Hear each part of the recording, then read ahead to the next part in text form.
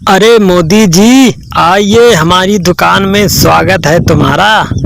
अब हमारे दुकान का उद्घाटन कीजिए भाई। नई दुकान खोली है चाय की।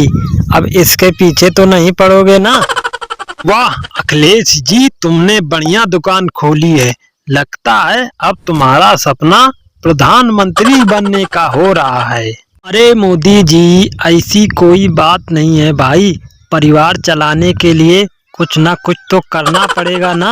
हमारी कुर्सी भी तुम्हारे योगी ने छीन ली। अच्छी बात है यार भाई अखिलेश, घर चलाने के लिए कुछ ना कुछ तो करना ही पड़ेगा। भाई तुम एक बात मानो, डिम्पल भाभी को भी लगा लो। दोनों मिलकर कमाओगे तो खूब पैसा होगा। अगला चुनाव भी लड़ना है।